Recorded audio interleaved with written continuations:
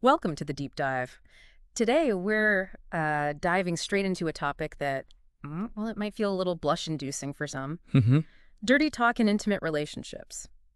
Now, the sources we've got here, especially this one really thorough guide, they suggest it's not just about, cheap thrills. Right. It can actually be a surprisingly potent way to unlock, well, better sex and maybe even a deeper connection with your partner. That's exactly right. We've really immersed ourselves in this guide, and it gets deep into the why and how of verbal intimacy. Hmm. It looks at the psychological stuff, the physiological shifts it can create, practical ways you can start weaving it in, Okay. specific phrases even, and also the verbal potholes you definitely want to avoid. Yeah, good to know those too. So, our mission, let's say, for this deep dive is to understand how bringing some, verbal spice into the bedroom, or maybe even just day-to-day interactions, how that can genuinely enhance sexual experiences and strengthen relationships. We're hoping to give you some practical insights, maybe some fresh perspectives on this often quiet aspect of intimacy. Hmm. Okay, so let's unpack this. Why even bother with dirty talk? Well, it's totally understandable if it feels awkward at first. Yeah. The guide we looked at really acknowledges that. Lots of people find it kind of silly, maybe even perverted, or just taboo. Right. And interestingly, the sources point out a pretty big difference between men and women here. Men are apparently about 10 times more likely to initiate it. Wow, 10 times. That's significant. It really is, it kind of shines a light on a potential communication gap, maybe, in relationships around sexual desires. A gap that dirty talk, if you approach it thoughtfully, could help bridge. So for listeners who are maybe a bit hesitant thinking, is this really for me? What's the payoff? Why venture into this territory? Well, when it's done right, the impact can be pretty significant. The guide really emphasizes how it heightens arousal, pleasure, basically by directly engaging your hearing. Okay. Think of it like another kind of foreplay, stimulating the brain right alongside the body. It kind of bypasses those filters and taps into something more primal. That makes sense, adding another sensory layer to the whole thing. But the guide also clarifies there's a spectrum here, right? It's not all like super explicit stuff. Exactly. Yeah, it makes a distinction between what I call soft core, sweet nothings, romantic phrases people might already use, Yeah. and then hardcore, which is more raw, more direct. And what's interesting is, while some people find that crudity a real turn on, for others, Big turnoff. yeah, a major turnoff, Mhm. which just underlines how crucial it is to know your partner's boundaries and what they're actually comfortable with. Definitely not one size fits all then. You got to tailor it. And Um, it sounds like it's not just confined to the bedroom either. Not at all. The guide points out that weaving it into your day, like, sexting or even phone sex, Hmm. that can build anticipation. Ooh. Yeah, it strengthens the bond, keeps that arousal simmering even when you're apart. It's about keeping that spark going. I like that idea of building anticipation, like a secret language. And the guide quotes Lou Paget saying, "There is nothing more seductive than an enthusiastic lover." How does that fit in? Oh, that quote really nails it. Think about the difference, right? A Mm. partner who's silent versus one who's actively participating verbally, Yeah, expressing their desire, their pleasure, that enthusiasm, that vocal engagement. It's incredibly seductive. It shows they're fully present, fully invested. absolutely. It's validating to hear you're turning them on. And the guide also mentions confidence, even a bit of bossiness with the hardcore stuff. Yes, it's fascinating. Hardcore dirty talk can project this really sexy confidence, which the guide suggests is often a turn on for both men and women. Hmm. Even simple commands like touch me there can be surprisingly powerful. It shows clear desire, ownership of your sexuality. It's like taking charge in a way that's exciting for both people. And Got then there's this idea of branding on the brain with verbal imagery. What's that about? Okay, so the guide suggests that when you use descriptive language, you're creating these vivid mental pictures in your partner's mind. Right. This verbal imagery can seriously amplify arousal, maybe even tap into secret fantasies. And sharing those desires verbally builds trust, builds intimacy, because you're revealing a really personal part of yourself. Planting a seed, kinda. Making fantasies more tangible, more real. Okay, and finally, timing. When's the right time to introduce this? Seems pretty important to get right. Timing is definitely crucial.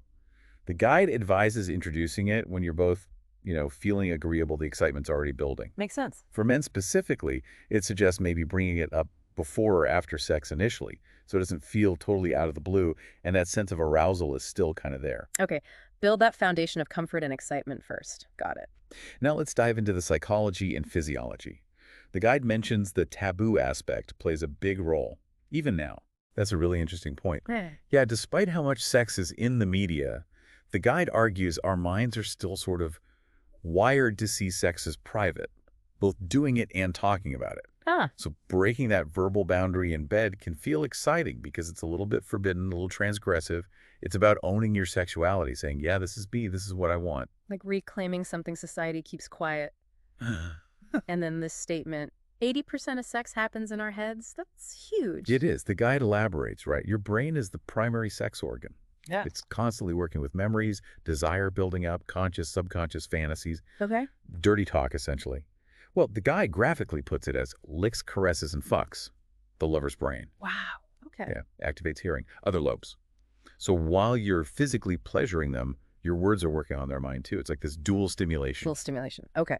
Now, the guide also touches on gender differences in the brain. Men have a larger hypothalamus linked to testosterone, sex drive. How does that play into dirty talk response? Well, that larger hypothalamus often means higher testosterone levels, which directly impacts sex drive. The guide suggests that for men, romance often links up with sexual affirmation. Yeah. Sex confirms their vitality, their manhood. Right. So dirty talk that praises a man's masculinity maybe worships his manhood, as the guide puts it. That can be incredibly effective. It speaks directly to that biological wiring. So a pretty direct approach for women wanting to turn on their man. What about for women? Brains wired differently, romance more tied to emotions. Exactly. For many women, sex is often tied to feeling attractive, desired, adored. So the guide recommends men use dirty talk to compliment her body, make her feel like a goddess. Tailoring the language to these different needs is key. Speaking their language, literally and figuratively. The guide also mentions women in dominant careers may be enjoying submissive roles in bed, and how dirty talk facilitates that. Yeah, that's a fascinating point about sexual dynamics. For someone always in control professionally, the idea of letting go in the bedroom, even just verbally through dominant commands, can be really exciting. The guide mentions it can stimulate the amygdala, the fear center, but in a safe, pleasurable way. Like a roller coaster. Kind of like that, yeah. Safe but thrilling. Lifting that weight of responsibility, as the guy says. So dirty talk can cater to these deeper psychological needs. And it sounds like it encourages more open communication about those needs. Absolutely. The guide really emphasizes that. It helps you voice your own wants without sounding, selfish or demanding, and it makes you more tuned in to your partner's immediate needs, too. Now, there's this debate the guide brings up about how much talking is too much during sex. Overly polite or instructive phrases can be distracting. Like what? Yeah, the guy gives a great example, saying something like, honey, please don't come before I do. Ooh.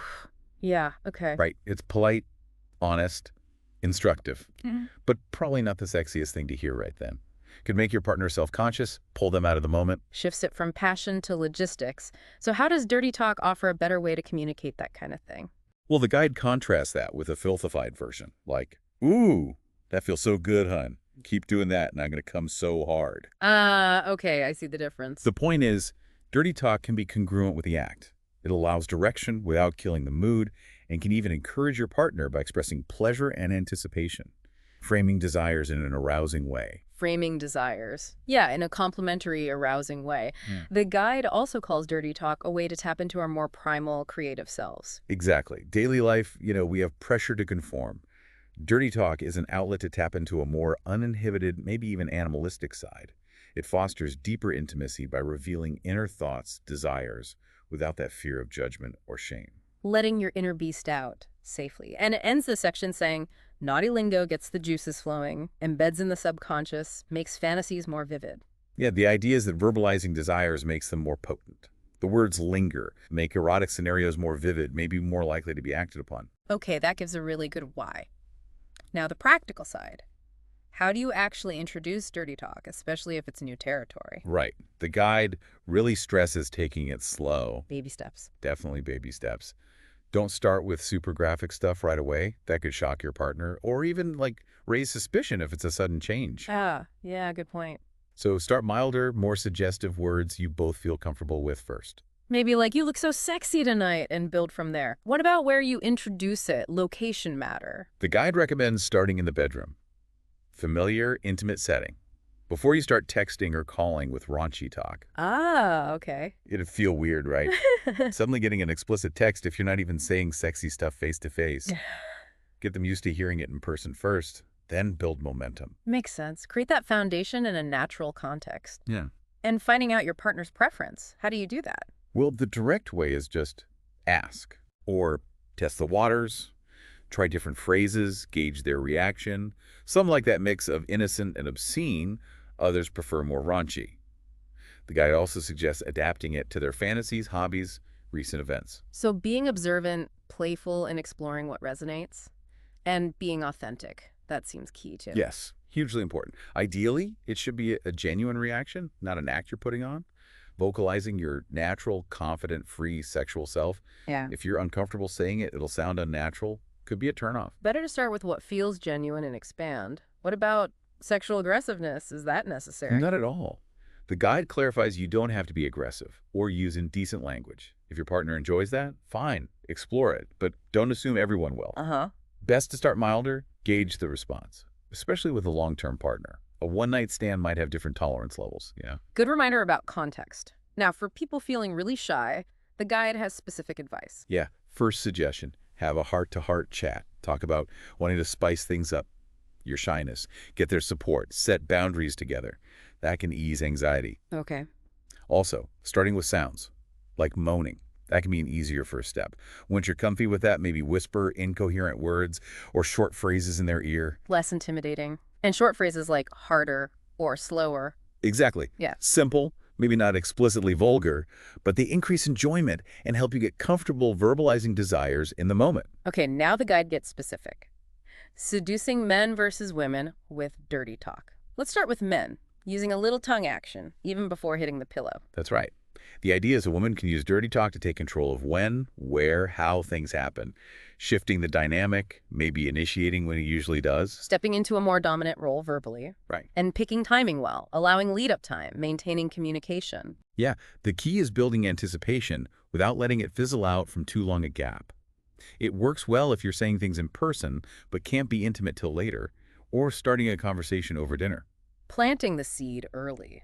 And it recommends starting with a question, dirtier, more intriguing than usual, that needs a response. Give us an example. Sure. The guide suggests things like, do you know what I'm wearing underneath these clothes? Or maybe, if I got naked right now, what would you do? Ah, okay. Sparks dialogue. Exactly. Jumpstart it, keep it going, escalate the language, the tension, respond naturally, gradually use more explicit words, tell him what you want him to do, what you want to do to him. Some women can keep this up for hours, apparently. Wow, incredible anticipation. Yeah. Like a verbal dance. Now, seducing a woman, guide says emotional connection is key. That's crucial. Women often need that emotional connection to feel fully aroused. So tread carefully, especially at first. Respect her boundaries. So maybe a more subtle approach initially, watching how she responds to innuendos. Yes. If she seems embarrassed, uncomfortable, pull back. Don't push. The guide suggests teasing, enticing her through conversation. Get her thinking about sex naughtily, starting with innocent questions that get gradually more sexual. Examples of those teasing questions. Like playfully asking, if you could peek at one body part on a date, which part of her man would you want to see? Or later, asking about her secret turn-on moves, encouraging detail. Getting her focused playfully, learning her desires, and focusing on her, asking about her turn-ons, fantasies. Absolutely. Making her desires priority one. Also, express your own desire for her. Tell her what you love about her body, like, I love the way your nipples taste. That kind of thing. Ramps up intensity. And women often like a man to take charge verbally. Yes. Phrases like, I am going to, followed by what you want to do to her. Conveys confidence, can be a real turn-on for women who like that dynamic. Taking control but focused on her pleasure, and engaging all senses and descriptions. Exactly. Incorporate smells, tastes, sounds. Make it you immersive in her mind. And again, respect her word preferences. Avoid anything she finds degrading. And ultimately, it can build emotional intimacy too, expressing love alongside the erotic. Yes, maintain eye contact, take turns, giving and receiving verbal affection. It deepens the connection, makes the dirty talk more meaningful. Okay, now the really fun part. Yeah. Actual phrase examples. The guide breaks it down by foreplay, intercourse, orgasm for him and her. Let's touch on a few. foreplay with her. Okay. Phrases making her feel safe, relaxed, like just lie back, let daddy take care of you. Hmm. Complimenting body parts you're touching. I love burying my face in your breasts. And encouraging her active role. Yeah. I want you to take my cock in that sexy, dirty mouth. Good starting points. Foreplay phrases for him. Things affirming his desire. When I touch your muscular arms, it gives my lady bits a little twitch. Appealing to masculinity. I love how broad your shoulders are. Makes me feel so small but safe. And describing what he's doing feels so good when you slip your finger in. I'm getting wetter and wetter. Definitely amplifies sensations during intercourse, phrases for her for intimacy, desire. Reassuring ones like, you're my little slut, you're all mine, and I love you. Okay. Describing sensations. You're so fucking tight and warm. Wish I could stay here forever. Motivating her if she's on top. Seeing you dominating me like this. Fuck, it's such a turn on. Connecting in the moment, intercourse phrases for him. Welcoming him in. Yeah. Oh, yes, I need you deep inside me, finally. Been thinking of your long, hard, throbbing cock all day. Whoa, okay. Flattering his ego. Oh, God, my whole body's trembling. Don't you dare stop fucking me. Yeah. Letting him know you can take it rough. That's it, honey. Fuck me hard till my cunt hurts. More direct, intense. And finally, orgasm phrases. For her, pushing her over the edge verbally. Play to her vanity. Damn, baby, I could come just by looking at your face. You're so beautiful. Express love. I love the way you moan when I fuck you like this. Encourage her vocally. Can't wait to hear you moan when you come. Call out my name. Builds anticipation. And for him, orgasm phrases. Encourage him. Oh, yes, honey, come for me. When you come, I want to hear you scream my name. Let him know where he can ejaculate, not stopping until I taste your cum. Want your cum all over my face. Or simply telling him where you want it. Tell me where you want to come. Pour it wherever you like. Cover me. Very direct, primal. Now, just as important, what not to say, the guide has a whole chapter. Key ones, mentioning babies. Yeah, big no-no unless you're actively trying. Shifts the focus to responsibility commitment. Mood killers for most. Right, exes or parents. Absolutely not. Yeah. Even if complimenting your current partner by comparison, just don't. Sex is about the present. And parents. The guide mentions that Seinfeld scene. Just plain weird, instantly unsexy. Keep family out. Being overly sweet or using puns. Dirty talk pushes boundaries, so sugary making love talk might miss the mark. And puns? Fun outside the bedroom, maybe, but they break the mood inside. Make your partner think, wait, what? Wit stays outside. Parroting your partner or bringing food into it. Parroting isn't engaging. Echo something. Change it. Make it your own. And food. Unless it's part of the act, it generally doesn't belong. Hotter than toast. Gets a laugh, maybe, but slows momentum. Common sense, but good to list. Referring to unrelated body parts or non-sexual bodily fluids. Stick to the sexy framework. Talking about muscles working hard. Odd. And definitely steer clear of non-sexual fluids. Stick to saliva, cum, vaginal fluids. Got it. Criticizing or being wishy-washy. Criticism. Major turnoff. Be sensitive with tone, and being wishy-washy like you can if you want after they put themselves out there. Kills the mood. Be decisive, clear. Confidence is key. And the last two. Taking it too out there or being too freaky. All right, keep it somewhat grounded in relatable fantasy. Two-headed creatures, maybe too far-fetched, spoils the mood. And while exploring boundaries is good, establish comfort zones first. Don't go too freaky without prior discussion. Communication is vital. Okay. The guide also delves into sexual fantasies, noting they keep relationships alive. Common differences between men and women. For women, celebrity sex, daddy roleplay, giving up control, dominatrix. That's right. The guide touches on psychological angles, like the daddy fantasy may be relating to feeling adored, protected. Giving up a control or dominatrix fantasies explore power dynamics safely. Interesting. Common fantasies for men. Three-way boss secretary making a sex film, fantasizing about another woman during sex. Yeah, guide notes men's fantasies often focus more on the act, less emotional connection, involve control, novelty, visual stimulation. Important to remember having fantasies is common, doesn't mean wanting to act them out without consent. Good point. Fantasy doesn't equal reality plan. Sharing fantasies builds relationships. Yes, revealing intimate thoughts creates stronger trust, intimacy. Some fantasies need cautious approach, sure, but open communication adds excitement, combats monotony. And encouraging a partner to try new techniques from a fantasy, especially men encouraging women. Keys understanding she has a sexual side she wants to express. Be confident, assure her you understand the fantasy, emphasize safety, comfort, create a secure, non-judgmental space. Makes perfect sense. Now the guide ends with spicy ideas for experimentation. Specific things couples can try. Taking charge unexpectedly, giving him full control, encouraging him to be rougher, asking him to pull your hair. These are all about playing with power dynamics, stepping outside usual roles. Pulling hair symbolizes dominance, expressing enjoyment of his erection, confidence booster. Other ideas. Masturbating for each other, tying each other up, giving a blowjob, mentioning the sensitive frenulum specifically, Yeah. sharing more fantasies, giving him your underwear, playing footsie suggestively in public. All about adding surprise, intimacy, naughtiness. Experimenting can be scary, the guide admits, but can lead to exciting new discoveries about yourselves and each other. So the overarching message seems to be open, communicative, willing to step outside the comfort zone a bit. Precisely. The guide concludes saying dirty talk, exploring desires together, helps you know your partner deeper, understand secret longings, enhance intimacy and satisfaction. So to kind of wrap up our deep dive today, it really seems like dirty talk when you approach it with respect, understanding, open communication. Yeah. It can be a genuinely powerful tool, Right. enhancing sexual intimacy, strengthening bonds, leading to more satisfying experiences inside the bedroom and out. It's about voicing desires, exploring boundaries together, connecting authentically. Absolutely. And it's maybe worth reflecting on, what aspects resonated with you as you listened. What might you feel comfortable exploring? Even starting small can make a big difference. And on that note, maybe a final thought to mull over. Consider how opening up verbally in the bedroom might unlock not just new physical sensations, but maybe a more profound emotional connection, too. Perhaps even challenging some of those societal norms around sexual expression, finding your voice in the most intimate parts of your life. That's a great point to leave things on. Thanks for joining us for this deep dive. We hope it's given you some new perspectives, maybe even inspired you to explore the power of words in your own intimate relationships. Until next time.